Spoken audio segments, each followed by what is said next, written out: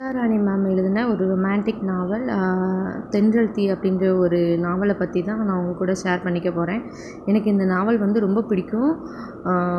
எத்தனை பேர் இதை படிச்சிருக்கீங்க படிக்கலைன்னு தெரியல. படிக்காதவங்க கூட இதை கேட்டு பாருங்கள், உங்களுக்கு நாவல் படிக்கிறது ரொம்ப பிடிக்கும். நான் இப்போ உங்ககிட்ட அந்த நாவலை ரீட் பண்ணி காமிக்கிறேன். களம் 1. கல்யாணத்தை நிறுத்துங்க, எனக்கு இந்த பெண்ணை பிடிக்கலை. அனைவரும் ஆடி போயினர். மணமேடையில் பெண்ணை உட்கார வைத்துவிட்டு, இப்போது பெண்ணை எனக்கு பிடிக்கவில்லை என்றால் என்ன அர்த்தம்? ஏன் பிடிக்கவில்லை? பெண்ணின் தந்தை பெரியசாமி பண்ணையாரிடம் ஓடி வந்து அவர் காலை பிடித்து கொண்டு கதறி அழுதார். ஐயா, நான் என்ன செய்வேன்? இப்போது என் பெண்ணை பிடிக்கவில்லை என்கிறார். அவனோட வாழ்க்கை என்ன ஆவது? இனி அவளை யார் கல்யாணம் பண்ணிக்குவாங்க? அவளுக்கு பிறகு இன்னும் 2 பெண் குழந்தைங்க இருக்காங்க. அவர்களோட எதிர்காலம் என்ன ஆவது? உங்கள் பேச்சை நம்பித்தான் இந்த கல்யாணத்துக்கு சம்மதிச்சேன். இப்போ இப்படி ஆயிடுச்சே. நாங்கள் ஏழையாக இருந்தாலும் மானம் மரியாதையாக வாழ்ந்தோம். இப்போ அதுவும் காற்றில் பறந்து போயிடுச்சே. இந்த கல்யாணம் வேண்டாம். இந்த இடம் சரிபட்டு வராது. எங்கள் தகுதிக்கு ஏற்ற இடமா பார்த்துக்கணும்னேன். நீங்கள் தான் உன் தகுதிக்கு என்ன குறைச்சல்? உன் பெண் ரதி மாதிரி இருக்கா, நல்ல பையன், படிச்சிருக்கான், கண் கலங்காமல் பார்த்துக்குவான்னு தான் சொன்னீங்க. இப்போ என் பொண்ணு வாழ்க்கையே பாழா போச்சே. உங்கள் மச்சினன் உங்களை பழிவாங்க என் பெண்ணை பயன்படுத்திக்கிட்டாரே. நான் இப்போ என்ன செய்வேன்? நீங்கள் இதுக்கு என்ன பதில் சொல்ல போறீங்க என்று அழுதார். பண்ணையாரின் மீது வெறுப்பு கொண்ட சிலர், இதுதான் நேரம் என்று நீ எதற்கு அவர் பேச்சை கேட்கிறாய்? அவரோட மச்சினன் கதிரேசன் தான் சொன்னாரே, என் பண்ணையில் உள்ளவனை உன் பெண்ணுக்கு கட்டி வைக்கிறேன், என்னோட நிலத்தை எனக்கு கொடுன்னு நீ தான் கேட்கல. பண்ணையார் அண்ணாமலையாருக்கு நிலத்தை கொடுத்து அவர் இப்போ அந்த நிலத்தை வாங்கிட்டு உன்னையும் ஏமாத்திட்டார். இப்போ என்ன செய்ய போற? அவர் நல்ல மனுஷன் என்றால் வேறு மாப்பிள்ளைக்கு கட்டி வைப்பாரா? ஏன் தன் மகனுக்கே கட்டி வைக்க வேண்டியது தானே என்று மச்சினன் கதிரேசன் ஏளனமாக பேசினான். தான் நடத்தி வைக்கும் கல்யாணத்தை பார்ப்பதற்காக அன்றுதான் வெளிநாட்டிலிருந்து வந்திருந்த மகன் சங்கரையும் அழைத்து வந்திருந்தார். மாமன் பேசியதை கேட்டு வேகமாக எழுந்து மகனின் கையை பிடித்து அமர வைத்தார் பண்ணையார். மாப்பிள்ளையும் அவன் அப்பாவையும் கூட்டி பேசினார். உங்க சம்மதம் கேட்டுத்தானே பேசி முடிச்சேன். இப்போ யார் பேச்சை கேட்டுட்டு வேண்டாம் என்கிறாய்? நான் யார் பேச்சையும் கேட்கல. அவ்வளோ அக்கறை இருந்தால் உங்கள் பையனுக்கு கட்டி வையுங்க என்றான். பண்ணையார் தன் கோபத்தை அடக்கி கொண்டு, உனக்கு என்ன வேண்டும்? பணம் வேண்டுமா இல்லை நகை வேண்டுமா என்றார். உங்கள் பணத்தையும் நகையும் கொண்டு போய் கிணத்துல போடுங்க. நடத்த கெட்டவளை என் பையன் தலையில் கட்ட பார்க்கிறீர்களா?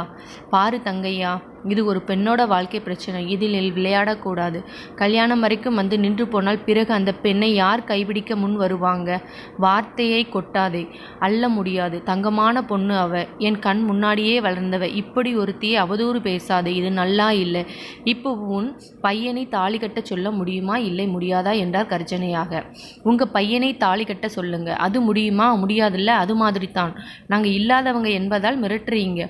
உங்களை யார் மிரட்டுறது? உங்களிடம் யார் சொல்றது? எனக்கு பிடித்த நல்ல பணக்கார பெண் மருமகளாக வர வேண்டும் என்று ஆசையாக இருக்காதா? இல்லை இருக்கக்கூடாதா?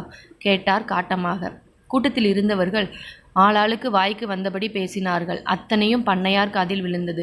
தங்கையா பக்கம் ஒரு கோஷ்டியே சேர்ந்து விட்டது. மாப்பிள்ளைக்கு பிடிக்கவில்லை என்றால் விட்டுவிடுவது தானே. அவன்தான் அப்பனுக்கு பயந்து இங்கு வந்திருக்கிறான். இப்போ தைரியமா வேண்டாம் என்கிறான். இதற்கு நீங்க தான் பதில் சொல்லணும். ஒரு ஏழை பெண் வாழ்க்கையை உங்க சொந்த பிரச்சனைக்கு பயன்படுத்தி கொண்டீங்க. உங்களுக்கும் உங்க மச்சினனுக்கும் எவ்வளவோ பகை இருக்கும். அதை நீங்களே தான் பேசி தீர்த்து கொள்ளணும். உங்க பகை உணர்ச்சிக்கு ஊராரை பயன்படுத்தக்கூடாது. இவ்வளவு நாள் நீங்க தீர்ப்பு சொல்லி நாங்க கேட்டுக்கொண்டிருந்தோம். இப்போ இதற்கும் நீங்களே ஒரு நல்ல தீர்ப்பா சொல்லுங்க. உங்க வீட்டு பெண்ணுக்கு இந்த நிலைமை ஏற்பட்டிருந்தால் என்ன சொல்வீங்களோ அதை செய்யுங்க. பாகுபாடு இல்லாமல் இருக்கணும் என்றனர் சிலர். களம் 2. அண்ணாமலையார் ஒரு முடிவு எடுத்தார். சரி, நீங்க சொல்வதற்கு கட்டுப்படுகிறேன். என் பையனுக்கு அந்த பெண்ணை திருமணம் நடத்தி வைக்கிறேன் என்றார். கூடியிருந்த அனைவரும் வாயை பிளந்தனர். இதை யாரும் எதிர்பார்க்கவில்லை. அத்தனை பேர் முகத்திலும் வியப்பு, ஆச்சரியம். அவர் மகன் எங்கே? இந்த பட்டிக்காட்டு பெண் பாரதி எங்கே? இதை கேட்டதும் ரவி பெருமளவு அதிர்ந்தான். அப்பா என்றான் அலறலாக. மகன் கையை பிடித்து கொண்டு, இது உன் மாமன் செய்த சூழ்ச்சி. இதில் நான் எதுவும் செய்ய முடியாத சூழ்நிலையில் இருக்கிறேன். என் மானம் மரியாதை உன் கையில்தான் இருக்கிறது. அதை காப்பாற்று. உன் காலில் வேண்டுமானாலும் விழுகிறேன். என்னை நீயும் கைவிட்டு விடாதே என்றார். ரவிக்கு என்ன செய்வதென்றே புரியவில்லை. ஏண்டா இங்கு வந்தோம் என்று இருந்தது. என்ன செய்வது? எல்லோர் முன்னிலையிலும் இப்படி சொல்லிவிட்டாரே. இப்போது மாட்டேன் என்றால் அப்பாவுக்கு தலைகுனிவுதான். அப்பாவுக்கும் தெரியும். போன தடவை ரோகிணியை கூட்டி வந்து அவனை விரும்புவதை வீட்டில் சொல்லாவிட்டாலும் புரிந்து கொள்வார்கள் என்று நினைத்தான். இந்த படிக்காத முட்டாள் பெண்ணை கட்டிக்கொண்டு என்ன செய்வது? அவன் மனதில் வெறுப்பு தோன்றியது. என்ன பண்ணையாரே, அப்பனும் மகனும் நாடகம் ஆடுகிறீர்களா? கீழ் சாதி பெண்ணை எப்படி மணப்பது என்று 2 பேரும் யோசிக்கிறீர்களா? என்னடா அநியாயம்! சபையில் அத்தனை பேர் முன்னாடி வீராப்பா என் மகனுக்கு கட்டி வைக்கிறேன் என்று சொல்லிவிட்டு இப்போது பேசாமல் இருந்தால் எப்படி?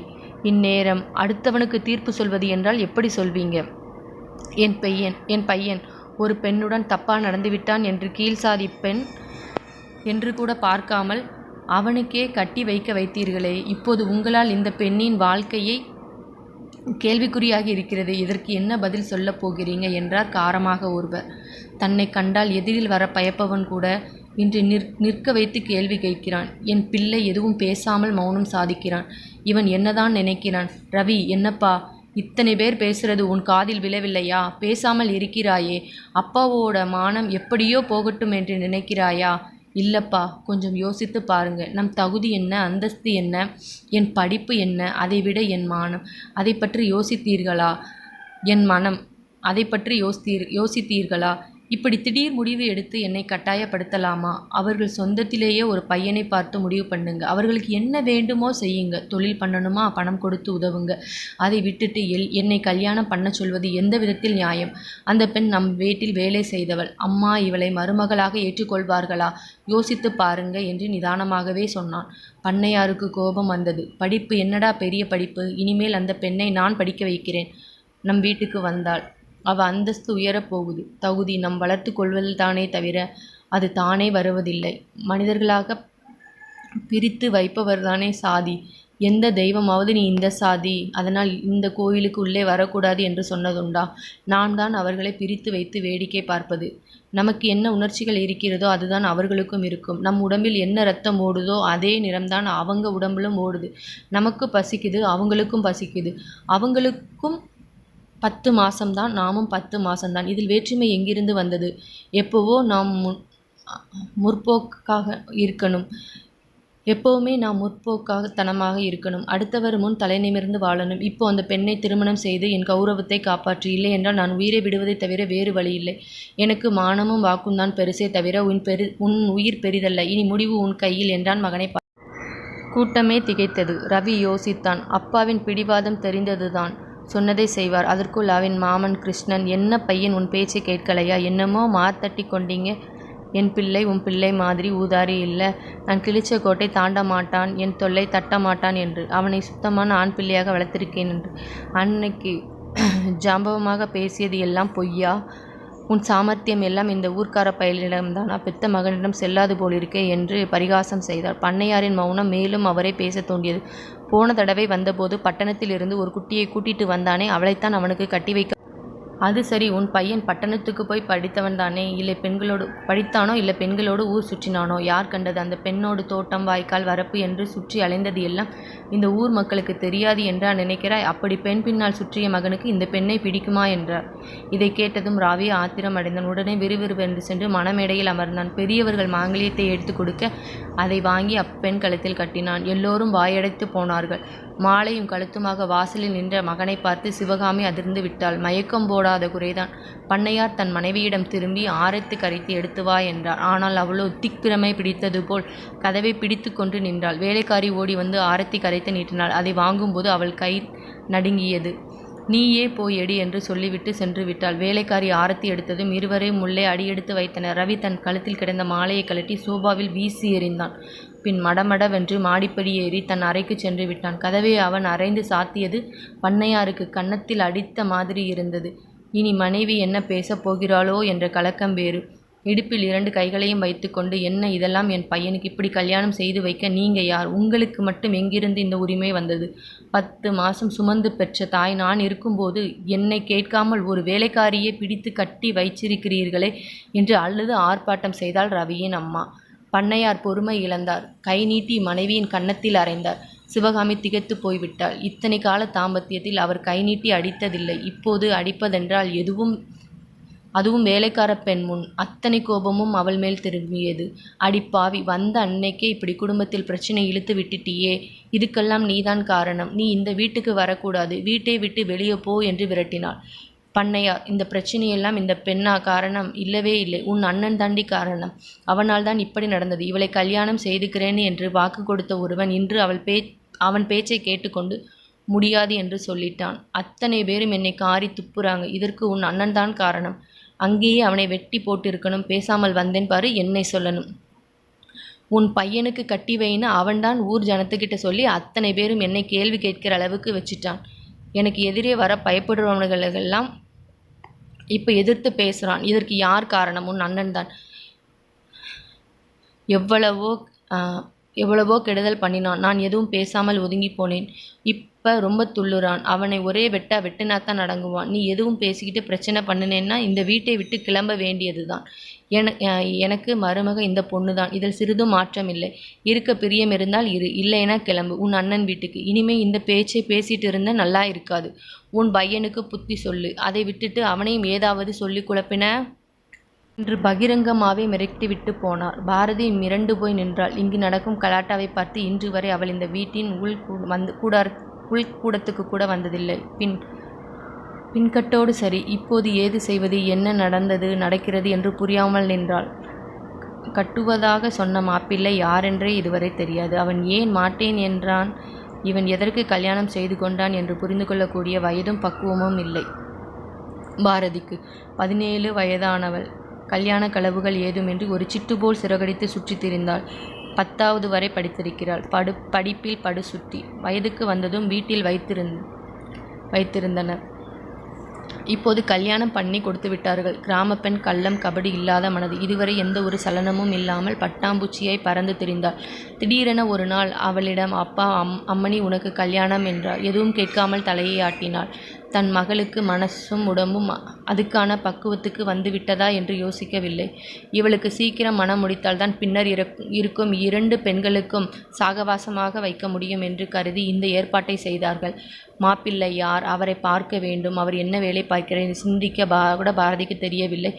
எவ்வளவுதான் நாகரிகத்திலும் படிப்பிலும் நம் நாடு முன்னேறி இருந்தாலும் இன்னும் பல கிராமங்களில் இந்த மாதிரித்தான் திருமணம் நடந்து வருகிறது. அதில் ஒருத்தி பாரதி. வேறொரு வேலைக்காரியால் மற்றொரு அறைக்குள் அழைத்து செல்லப்பட்டாள். அங்கு மாலையை கழட்டி வைத்துவிட்டு அமர்ந்தாள். பசித்தது. யாரும் வந்து சாப்பிடக்கூடவில்லை. தாகத்தில் நாக்கு வறண்டது. எழுந்து மெதுவாக வெளியே வந்து எட்டி பார்த்தார். எல்லோரும் சாப்பிட்டு விட்டு பாத்திரங்கள் அப்படியே கிடந்தன. காலையிலும் அவள் சாப்பிடவில்லை. தண்ணியாவது குடிக்கலாம் என்று மெதுவாக சென்று டம்ளரை எடுத்தாள். இறுக்கமாக பிடித்ததும் கையில் நடுக்கத்தில் டம்ளர் கீழே விழுந்தது. பலமாக சத்தம் எழுந்தது. சத்தம் கேட்டு வெளியே வந்து மாமியார் பார்த்ததும் அதிர்ந்தாள். என்னடி, நீ கொண்டு வந்த சீர்சனத்தின் டம்ளரை போட்டு உடைக்க வேண்டியதுதான் பாக்கி. உன் அப்பன் வீட்டில் இருந்தா கொண்டு வந்தே இப்படி போட்டு உடைக்கிறதுக்கு? உன்னை யாரடி இங்கே வர சொன்னது? விருந்துக்கு சாப்பிட வந்தாயா? என்ன தைரியம்? நாங்கள் சாப்பிட்ட மிச்சம் இருக்கு, அதை சாப்பிடு. இது நாள் வரை அப்படித்தானே சாப்பிட்ட. இப்போது உனக்கு வாழ்வு வந்து விட்டதா? பாரதி எதுவும் பேசாமல் டம்ளரை எடுத்து மேலே வைத்துவிட்டு தண்ணீர் குடிக்காமலேயே சென்றாள். எங்கேடி போகிற? ஓய்வு எடுக்கவா? இந்த வேலைகளை யார் பார்ப்பது? இதையெல்லாம் சுத்தம் பண்ணி. இந்த வீட்டுக்கு மகாராணி இல்லை, வேலைக்காரிதான். அது நினைவில் இருக்கட்டும். சீக்கிரம் முடி வேலைகளை என்று சென்று விட்டாள். பாரதி அத்தனை பாத்திரங்களையும் கழுவி எடுத்து வைத்துவிட்டு மேசையை சுத்தம் செய்தாள். பாத்திரங்களை கழுவி அடுக்கி வைத்தாள். வீட்டு வேலைக்காரிகள் கூட அவளிடம் பேசவில்லை. அவர்கள் மேலும் பாத்திரங்களை கொண்டு வந்து போட்டுவிட்டு சென்றார். வாயை திறக்காமல் சகலத்தையும் கழுவினாள். பசியில் உயிர் போனது. குழாயில் வந்த தண்ணீரை பிடித்து குடித்தாள். முகத்தை கழுவி கொண்டு அறைக்கு வந்தாள். இரவும் அவளை யாரும் சாப்பிடக்கூடவில்லை. பண்ணையார் வெளியே போயிருந்தார். அவர் வந்ததும் பாரதி எங்கே, சாப்பிட்டாச்சா என கேட்டுக்கொண்டே பாரதி என்று குரல் கொடுத்தார். அவள் மெல்ல வந்து நின்றாள். இவர் சாப்பிட சொல்ல மாட்டாரா? பசி தாங்க முடியலையே. கடவுளே, இவராவது சாப்பிட சொல்ல வேண்டும் என்று மனதார வேண்டினார். சாப்பிட்டியாமா என்று அவர் கேட்டு வாய் மூடும் முன் மாமியா கறி, இவ இப்பத்தான் சாப்பிட்டான், நீங்கள் இன்னும் சாப்பிடலை, வாங்க சாப்பிடலாம் என்று அழைத்து சென்றார். வெளியே போயிட்டு வந்திருக்கீங்க, களைப்பாக இருப்பீங்க, வாங்க வந்து சாப்பிடுங்க என்று சொல்லிவிட்டு கணவனின் முகத்திற்கு பின் பாரதியை பார்த்து முறைத்தாள். பாரதி தலை குனிந்து நின்றாள். மாமியார் தேன் குரலில், நீ ஏன் நிற்கிற? இடது பக்க அறையில் போய் ஓய்வேடு என்று விரட்டினாள். அவளும் மறப்பு காட்டாமல். பண்ணையார் தன் மனைவியிடம் திரும்பினார். ஏன் அதை அங்கே போய் படுக்க சொல்கிற? அவனோட அறைக்கு அனுப்புறது தானே. அவன் கோபமாக இருக்கான், தனியட்டும், பிறகு பார்க்கலாம். கோபம் என் மேலே தானே, அந்த பெண் மேலே என்ன பாவம்? பயந்து போய் இருக்குது. மறுநாள் காலை ரவி ஒரு சூட்கேஸோடு கிளம்பி கீழே வந்தான். அப்பாவிடம் நான் சென்னைக்கு போகிறேன் என்றான். அவ்வளவு அவசரம் என்ன? அடுத்த வாரம் போக வேண்டியது தானே? வேலை இருக்குது, அவசரமாக வர சொல்லி ஃபோன் வந்தது, நான் போய் பார்க்கிறேன், நீ இங்கேயே இருந்துட்டு அடுத்த வாரம் வா. இல்லைப்பா, நான் கட்டாயம் போகணும், நீங்கள் அலைய வேண்டாம். சரி, உன் இஷ்டம், போயிட்டு வா. எப்போ பாரதியை கூட்டிகிட்டு போகிறேன் என்றார். பாரதியா? யாரது? அவனை ஒரு மாதிரியாக பார்த்துவிட்டு, அதான் உன் மனைவி. அவன் அதர்ந்தான். ஓ, அவ பெயர் பாரதியா? அவள் இங்கேயே இருக்கட்டும், பிறகு பார்க்கலாம் என்று சொல்லிவிட்டான். விளக்கமாத்துக்கு பட்டு குஞ்சமாம். பேரை பாரு பேரை. பாரதி என்று முணங்கியவரை அவசரமாக வெளியே சென்று விட்டான். பண்ணையாரும் போய்விட அவனை அழைத்தாள் மாமியார். வீட்டை துடைத்து துணிகளை துவைக்கணும், சமையலையும் கவனி என்று சொல்லிவிட்டு போய்விட்டாள். அதன்படியே வீட்டை துடைத்து துணிகளை துவைத்து காயப்போட்டுவிட்டு சமையல் வேலைகளில் கூடமாட ஒத்தாசை செய்தாள். வேலைக்காரியை சிவகாமி கூப்பிட்டு, பாரதியை கவனித்துக்கொள், எதையாவது எடுத்து சாப்பிட்டு விட போறாள் என்றாள். இதை பாரதியும் கேட்டாள். அவள் கண்களில் நீர் ததும்பியது. அவள் ஏழை வீட்டு வரவுதான், ஆனால் சாப்பாட்டுக்கு அடுத்த வீடு சென்றதில்லை. இப்படி திருடி சாப்பிடும் பழக்கமும் இல்லை. ரொம்ப சோர்ந்து போய்விட்டாள். அந்த பிஞ்சு உடம்பு மனசும் இதை தாங்கவில்லை. வேலையை முடித்துவிட்டு ஓரமாக உட்கார்ந்து விட்டாள். மற்றவர்கள் டிவி பார்த்தனர். இவள் அதற்கு கூட பயந்து அந்த பக்கம் போகவில்லை. மதியம் எல்லோரும் சாப்பிட்டு முடிந்தது. தட்டில் கொஞ்சம் சாதம் போட்டு மோர் ஊற்றி அவரிடம் தள்ளிவிட்டாள் வேலைக்காரி. பாரதிக்கு உள்ளம் கொதித்தது. இதை சாப்பிட்டுத்தான் உயிர் வாழ வேண்டுமா என்றிருந்தது. அதை வேண்டாம் என்று சொல்வதற்கும் பயமாக இருந்தது. கடைசியில் பசி வென்றது. அதை எடுத்து பிசைந்து வாயில் வைத்தாள். அதில் உப்பும் இல்லை, தனக்கு உப்பு தேவையில்லைதான். சாதத்தோடு கண்ணீரும் கலந்து சாப்பிட்டாள். அப்பா அம்மாவை பார்க்க வேண்டும் போல் இருந்தது. மாமியாரிடம் போய் நான் அப்பாவை பார்த்துவிட்டு வருகிறேன் என்றாள். உடனே அவள், அங்கு போனால் இங்கு வராதே. எதுக்கு? உன் அப்பன் வீட்டுக்கு சீரட போறியா? இல்லை மறு வீட்டுக்கு உன் அப்பன் அழைத்தானா? எங்க தலையெழுத்து? உன்னை கட்டிக்கொண்டு நாங்கள் அழ வேண்டியதா இருக்கு. என் பிள்ளைக்கு எப்படி கல்யாணம் பண்ண வேண்டும் என்று நினைத்தேன். அவனுக்கு நீ பொருத்தமா? குடும்பத்துக்கு ஏற்ற மாதிரி நல்ல அழகான படித்த பெண்ணா பார்த்து கட்டி வைக்க போறேன். நீ உன் அப்பன் வீட்டுக்கு போய் அங்கேயே இருந்துகொள். அவன் போட்ட சத்தத்தில் பயந்து நடுங்கி விட்டாள். பிறகு வாயே திறக்கவில்லை. நாட்கள் உருண்டோடின. பாரதியை +2 எழுத வைத்தார் பண்ணையார். ரவி சென்னையிலிருந்து கிராமத்திற்கு வரவே இல்லை. அங்கு வேலையும் அதிகமாக இருந்தது. தன் காதலி ரோகிணியிடம் நடந்ததை எல்லாம் சொன்னான். அதை அவள் நம்பவில்லை. கத்தி ஆர்ப்பாட்டம் செய்தாள். நீங்கள் ஒரு துரோகி, என்னை நம்ப வைத்து கழுத்தை அறுத்துட்டீங்க. அப்பா பேச்சை கேட்பவர் என்னை எதற்காக காதலிக்க வேண்டும்? போன தடவை உங்கள் ஊருக்கு வந்தபோதே அவர் என்னை ஒரு மாதிரி பார்த்தார். அப்போவே அவருக்கு பிடிக்கவில்லை என்னை. இல்லை ரோகிணி, நீ சொல்வது தப்பு. இது யாரும் எதிர்பார்க்காதது. என் அப்பா கூட இப்படி நடக்கும் என்று எதிர்பார்க்கவில்லை. அவள் எப்படி அழகா என்றாள். மூக்கை உறிஞ்சிக்கொண்டே. ரவி சிரித்து விட்டான். பரவாயில்லையே, உனக்கு பொறாமை வந்துவிட்டது. என் நிலைமையை பார்த்தால் உங்களுக்கு சிரிப்பாக இருக்கா? நான் இப்போ என்ன செய்வது? இப்படி பண்ணிட்டீங்களே என்று அழுதாள். நடந்தது நடந்து விட்டது. அதை நினைத்து இனி எந்த பயனும் இல்லை. நானே அதை மறக்க முயற்சி செய்கிறேன். நீ பேசி பேசி எனக்கு நினைவுபடுத்தாதே. உன்னை நான் கைவிட மாட்டேன் என்றான் ரவி. அப்படியென்றால் நீங்கள் என்னை கல்யாணம் செய்து கொள்ளுவீங்களா என்றாள் ரோகிணி. அதை பிறகு யோசிப்போம். இப்போது நாம் எப்பவும் போல் இருப்போம். உங்கள் அப்பாவுக்கு தெரிந்தால் தெரியட்டும். அவர் பிடிவாதத்தால் தான் நான் அவளை கல்யாணம் பண்ணிக்கொண்டேன். இனி என் இஷ்டம்தான் படிதான் நான் வாழ்வேன். இதை மாற்ற இனி யாராலும் முடியாது. என்னை கைவிட்டு விட மாட்டீர்களே என்றாள். அவன் மாட்டேன். தலைமேல் அடித்து சத்தியம் செய்தான். அவள் கன்னத்தில் முத்தம் கொடுத்தான். பாரதி +2 தேர்ச்சியானதும் தொலைதூர கல்வியில் டிகிரி சேர்ந்து விட்டார். இடையில் ரவி ஊருக்கு வந்தான். மனைவி இருப்பதையே மறந்தவன் போல நடந்து கொண்டான். அவளை திரும்பி கூட பார்க்கவில்லை. அவள் எப்பவும் போல தன் வேலைகளை பார்த்தாள். ஒரு நேர சாப்பாடுதான். இதை யாரிடமாவது சொன்னால் இந்த வீட்டை விட்டு துரத்தி விடுவேன் என்று மாமியார் மிரட்டி வைத்திருந்தாள். எனவே மதியம் மட்டும் சாப்பிடுவாள். வேலைக்காரி போடும் மோர் சாதம் மட்டும்தான். இன்று வரை அவள் உப்பு போட்டு இங்கே சாப்பிடவில்லை. வேறு எதையும் தொடமாட்டாள். பசி தாங்க பழகிக்கொண்டாள். அன்று ரவி சாப்பிட்டு கொண்டிருந்தான். இவள் கதவு இடுக்கின் வழியாக பார்த்தாள்.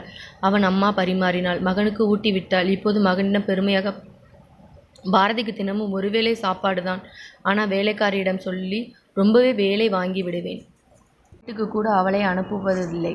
நம்மை வீட்டை விட்டு வெளியே விடுவதில்லை. எல்லா வேலையும் அவளைத்தான் செய்ய சொல்லி வைத்திருக்கேன். பிறகு அவள் எதுவும் பேசவில்லை. பாரதிக்கு கண்ணீர் பெருகியது. நான் என்ன தப்பு செய்தேன்? எதற்கு இந்த தண்டனை? என்னை கல்யாணம் பண்ணிக்கொள் என்று நான் கேட்டானா? முடியாது என்றால் என்னை விட வேண்டியது தானே? ரவிக்கு தங்கை சுமதி ஊரிலிருந்து வந்திருந்தாள். அவளின் 2 வயது மகன் துருதுருவென இருந்தான். வீட்டில் ஒரு பொருள் வைக்க முடிவதில்லை. அத்தனையும் எடுத்து போட்டு உடைத்தான். அவனை கவனிக்கும் வேலையும் இப்போது பாரதிக்கு வந்து கொண்டது.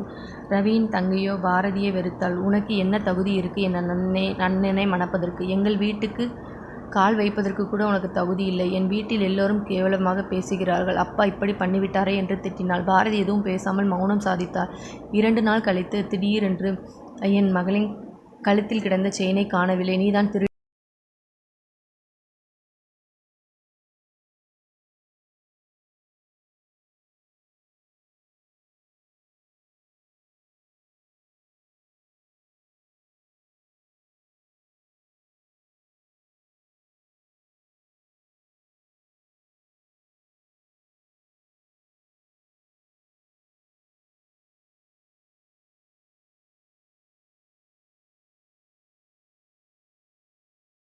எனக்கு தெரியும். காலையில் எழுந்ததும் அவளுடன் பேசி சிரித்தது என்று அழுதாள். என்ன பேசுற நீ? என்னையும் உன் அண்ணன் போல நினைக்கிறாயா? ஏழை வெட்டு பெண் என்றால் மான மரியாதை இருக்காதா? அவள் எனக்கு தங்கை மாதிரி. நீயும் ஒரு பெண் தானே? உன் அண்ணனை கேட்கக்கூடாதா? ஏன் இப்படி ஒரு பெண்ணை கல்யாணம் கொண்டு அடுத்த பெண்ணோடு சுத்துகிற என்றான். உன் கண் முன்னாடி தான் இப்படி நடந்தால் நீ சும்மா விடுவாய்? நான் இப்படி நடந்தால் நீ சும்மா விடுவாயா? இல்லை, உங்கள் வீட்டில் தான் விடுவார்களா? அவள் பக்கத்தில் கேட்க ஆளில்லை என்று தானே இப்படி செய்கிறீங்க. நடந்தது நடந்து விட்டது. இனி என்ன செய்ய முடியும்? அவளை நல்லபடியாக வாழ வைக்க வேண்டியது உங்கள் கடமை அல்லவா? அதை விட்டுட்டு சென்னையில் என்ன செய்கிறான் உன் அண்ணன் என்றான். ஏன், அவன் மட்டும்தான் பிஸ்னஸ் செய்கிறானா? மற்றவங்க என்ன கோழி விளையாடுகிறோமா? மனைவியும் தன்னோடு கூட்டிக் கொண்டு போவது தானே? இது உன் அம்மாவுக்கு தெரியாதா என்றான். நீ எப்படி என்னிடம் உரிமையாக எல்லாவற்றையும் எதிர்பார்க்கிறாயோ அதுபோலத்தான் அந்த பெண்ணும் எதிர்பார்ப்பாள். உனக்கு ஏன் அது தெரியவில்லை? செந்தில் இப்படி கேட்டதும் வீட்டில் ஒரு ரகளையே நடந்துவிட்டது. மாப்பிள்ளை, என் மகளை நீங்கள் அவளோடு ஒப்பிட்டு பேசுவது சரியில்லை. அவளும் இவளும் ஒன்றா? நீங்கள் ஏன் புரியாமல் பேசுறீங்க? அவளுக்கு கொஞ்சம் இடம் கொடுத்தால் தலைமையில ஏறி உட்கார்ந்து விடுவாள். இனிமேல் இது பற்றி பேசி நமக்குள் பிரச்சனை வேண்டாம். நான் உண்மையை பேசுவது உங்களுக்கு பிரச்சனையாயிருக்கா? உங்களிடம் போய் எடுத்து சொன்னேன் பாருங்க, என்னை சொல்லணும். அதன் பிறகு மௌனம் கடைபிடித்தான் மருமகன். ரவி எப்போது ஊர் கிளம்பி போனானோ தெரியாது. 2 நாட்களாக காணவில்லை அவனை. எப்போது போகிறான், எப்போது வருகிறேன் என்றே தெரியவில்லை. மனம் ரணமாக வலித்தது பாரதிக்கு. ஏழையாக பிறக்கவே கூடாது. அப்படி பிறந்தாலும் பணக்கார வீட்டு மருமகளாக வரக்கூடாது. பிடிக்காத கணவனுக்கு மனைவியாக இருக்கவே கூடாது. இதைவிட கொடுமை இந்த உலகத்தில் இல்லை என்று நினைத்தாள். இப்படி சிந்தனையிலேயே உழன்றவரை வேலைகளை செய்து கொண்டிருந்தாள். ஃபோன் அடித்தது. தயக்கத்துடன் எடுத்தாள். ஹலோ என்றான் மறுமுனையில். ஹலோ, யாரு பேசுறது என்றதும் இவளுக்கு குரல் புரிந்தது. நான் இந்த வீட்டு வேலைக்காரி பேசுகிறேன் என்றாள். மறுபக்கம் சிறிது அமைதி நிலவியது. பேசுவது பாரதிதான் என்று புரிந்து கொண்டான் கணவன். அம்மா இல்லையா என்றான். இல்லை, வெளியே போயிருக்காங்க. எங்கே எனக்கு தெரியாது. அவளிடம் முதன்முறையாக ஃபோனில் பேசுது அவளுக்கு நடுக்கம் தந்தது. அது குரலில் தெரிந்தது. அதை அவனும் கண்டுபிடித்து விட்டான். சரி, நான் அம்மா வந்த பிறகு பேசுகிறேன் என்று ஃபோனை வைத்தான். அவள் கண்களில் இருந்து கண்ணீர் தரதரவென வழிந்தவாறே ஒரு வார்த்தை, நீ இப்படி இருக்கேன்னு கேட்கலையே. மனைவியாக கூட நினைக்க வேண்டாம், ஒரு மனுஷியாக கூட நினைக்க கூடாதா என்று நினைத்தாள். ஏழை என்றால் எனக்கு எந்த ஆசாபாசமும் இருக்கக்கூடாதா? இவன் இப்படி அடுத்தவளுக்கு அலைவான், நான் எதுவும் பேசக்கூடாதா? இப்படியெல்லாம் கற்பனை செய்து வைத்திருந்தேன். எனக்கு வரும் கணவன் என்னை மட்டும் நேசிக்க வேண்டும், எனக்கே சொந்தமானவனாக இருக்க வேண்டும் என்று. ஆனால் இங்கு நடப்பது வேறு. இதை தட்டி கேட்க முடியாதா என்று நினைத்து அழுதாள். ரவி அவளையே பார்த்து கொண்டிருந்தான். பாரதி கீழே வந்து தோட்டத்திற்கு போய்விட்டாள். வாய்விட்டு கதறி அழுதாள். தேற்றுவாரோ ஆற்றுவாரோ என்றே தவித்தாள். ரோகிணி தூங்கியதும் ரவி எழுந்து வந்து பால்கனியில் நின்றான். அவன் மனம் ஒரு நிலையில் இல்லை. கீழே தோட்டத்தை பார்த்தான். பனியில் மலர்கள் நனைந்து தன் மகிழ்ச்சியை தெரிவிப்பது போல் தலையை ஆட்டின. பாரதி மட்டும் பாத்திரங்களை எடுத்து போட்டு கொட்டும் பணியில் உட்கார்ந்து சுத்தம் செய்தாள். இவன் மட்டும் ஏன் இந்த நேரத்திற்கு வேலை பார்க்கிறாள்? அம்மா சொல்லி இருப்பாங்களோ என்று கருதியவன் அப்படியே நின்று வெகுநேரம் அவள் வேலை செய்வதை பார்த்து கொண்டிருந்தான். அன்று இரவு வேலை முடித்து வெகுநேரம் கழித்து படுத்ததும் அவளுக்கு தூக்கம் வரவே இல்லை. நினைவு எல்லாம் ரவி மீதே இருந்தது. என்னிடம் ஏன் அப்படி நடந்து கொள்கிறான்? எனது கண் முன்னாடியே படுக்கையில் அவளுடன். இந்த நிலைமை எதிரிக்கு கூட வரக்கூடாது. கடவுளே, எனக்கு ஏன் இந்த நிலைமை? நான் என்ன பாவம் செய்தேன் என்று புலம்பி தவித்தாள். தூக்கமே வரவில்லை. வேலையில் தன்னை மறக்கலாம் என்றாலும் முடியவில்லை. இப்போது எந்த வேலை செய்தாலும் அவன் நினைவாகவே இருந்து கொண்டிருக்கிறது. ஒரு வழியாக எப்படியோ தூங்கிவிட்டாள். காலையில் எப்பவும் போல் வேலை செய்தாள். சுமதியின் கணவன் செந்தில் தன் மகனை தூக்கி கொண்டு அறையிலிருந்து வெளியே வந்தான். குட் மார்னிங் பாரதி என்றான். குட் மார்னிங் அண்ணா என்றாள். அப்படியே செந்திலுக்கு காப்பியும் குழந்தைக்கு பாலும் கொண்டு வந்தாள். இரவு அவ்வளவு வேலைகளை முடித்து ரொம்ப நேரம் கழித்து படுத்தும் இவ்வளவு சீக்கிரம் எழுந்து விட்டாயே? அப்படியும் உன் முகம் மலர்ந்து தாமரையாக இருக்கிறது. அதன் ரகசியம்தான் என்ன என்றான் புன்னகையுடன். மெனிதாக சிரித்து கொண்டு பதிலேதும் சொல்லவில்லை. காலையில் அனைவருக்கும் உணவு பரிமாறினாள். அப்போது செந்தில், நீயும் உட்கார்ந்து சாப்பிட வேண்டியதுதானே, எல்லோரும் எடுத்து போட்டு சாப்பிடலாம் என்று பாரதியை அழைத்தான். அதற்கு சுமதி, வேலைக்காரியெல்லாம் நம் கூட சரிசமமாக உட்கார்ந்து சாப்பிடலாமா என்றாள். சுமதி, அவங்க உன் அண்ணி என்று அதட்டினான். உடனே சுமதிக்கு கண்ணீர் கொட்டியது. அவன் உங்களையும் கைக்குள் போட்டு விட்டாளா? இந்த நாவலின் தொடர்ச்சியை அடுத்த பாகத்தில் நாம் காணலாம். நன்றி.